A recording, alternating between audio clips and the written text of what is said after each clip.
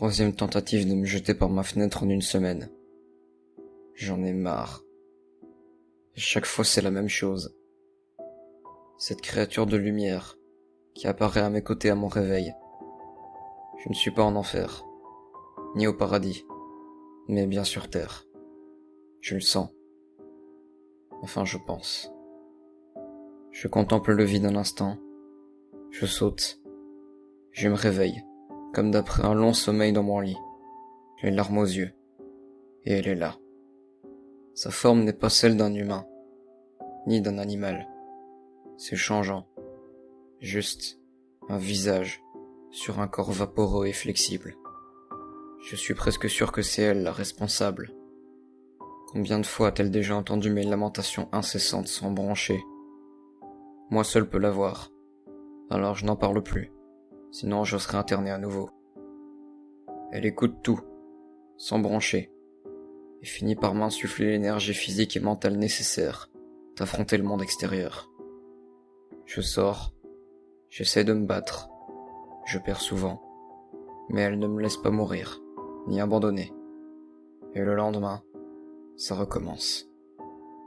Je ne sers à rien. Je n'ai jamais servi à rien aux yeux de qui que ce soit, si ce n'est ma grand-mère, qui m'a longtemps éduqué lorsque j'étais enfant. Elle est adorable, avec ses gâteaux et ses petites peluches brodées. J'en ai encore deux de sa part, une à l'effigie de Stitch et une en forme de diable. Je n'ai jamais réussi à m'en débarrasser. Elles sont au-dessus de mon armoire. Je les regarde parfois quand ça ne va pas. Mais ce n'est pas suffisant.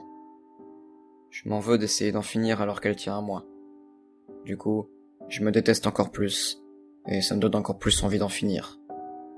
On dirait presque une blague. Et pourtant, c'est une partie de mon quotidien. Je prétexte toujours être occupé pour mon boulot quand elle m'appelle, parce que j'ai peur de craquer devant elle. Aucun parent ou grand-parent ne devrait avoir à enterrer sa descendance. Alors j'en viens parfois à espérer qu'elle trépasse de sa belle mort paisiblement, pour aller la rejoindre. Quel monstre je suis. J'en viendrais presque à vouloir remercier cette chose, qui semble me sauver à chaque fois. Si je ne la haïssais pas autant.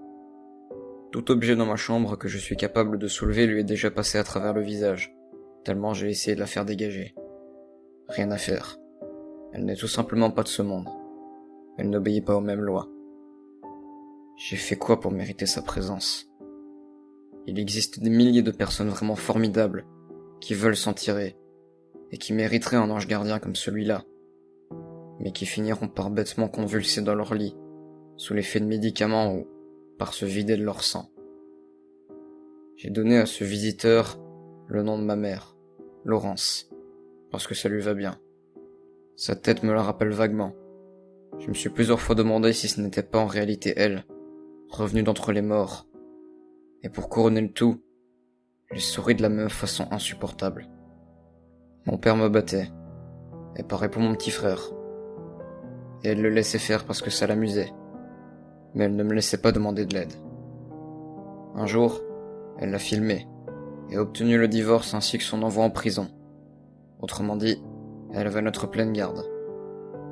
Après ça, elle s'est amusée à nous torturer à base de noyades, attachées dans la baignoire, mon frère et moi. Et je ne pense pas exagérer de dire que c'était elle qui avait rendu mon père ainsi. Mon état actuel est en grande partie de sa faute. Je la déteste tellement fort. Ma situation n'a pas de solution. J'ai testé des numéros d'écoute, des psychiatres, des gens au hasard. Et rien. Personne ne peut trouver de solution à cette impasse. Parce qu'on me maintient volontairement dedans. Parce que ça arrange bien. Mes voisins ont pitié de moi. Ça m'énerve encore plus. J'ai déjà essayé d'en buter un, pour finir incarcéré. Mais même ça, l'ange m'en empêche. En réalité, toute solution extrême que j'essaye est immédiatement empêchée par cette horreur. Et toute solution douce se solde par un échec. Je fixe les gouttes de pluie qui glissent sur ma fenêtre au 6e étage depuis quelques bonnes minutes maintenant. Mon corps et mon esprit me hurlent d'y aller. À quoi bon? Ça me transposera juste à demain matin, et je serai de nouveau physiquement forcé de me lever et d'aller faire l'esclave au travail. Ça suffit. Je ne supporte plus pour aujourd'hui. J'ouvre ma fenêtre. L'air froid entre doucement dans la pièce. Je ne le ressens même plus. J'ai trop l'habitude.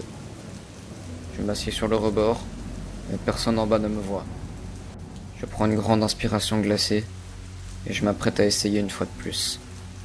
Mais vous savez ce qui est le pire dans tout ça? L'expression joyeuse et satisfaite de cette saloperie. Quand je lui hurle de me laisser en finir avec ce monde. Et ce nom de la tête, avec un sourire sadique jusqu'aux oreilles, en guise de réponse. Elle ne me laisse pas mourir, ni m'en sortir. Parce qu'elle veut juste que je souffre le plus possible.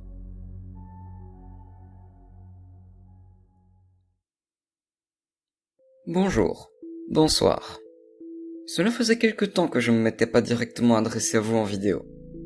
Je profite donc de celle-ci pour vous remercier infiniment pour être 2000 à vous être abonné à ma chaîne. Sachez que vos commentaires, pouces bleus et partages sont vraiment ce qui me permettent d'en arriver là, et je vous en suis très reconnaissant.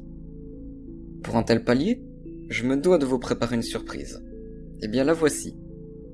Pour les 2000 abonnés, double dose de vidéos sur ma chaîne. À partir du mercredi 10 juillet, il y en aura 2 par semaine. Une le samedi, que j'écrirai moi-même comme d'habitude, et une le mercredi, qui viendra d'internet ou d'un de mes abonnés sur mon serveur Discord. D'ailleurs, les 2 prochaines viennent du dernier concours de creepypasta que j'y ai organisé. Le lien se trouve dans la description pour ceux qui ne l'ont pas encore rejoint. Je vous invite vraiment à y venir, on a une communauté exceptionnelle qui s'y trouve tous les jours. Quoi qu'il en soit, je vous remercie encore et je vous dis à très bientôt.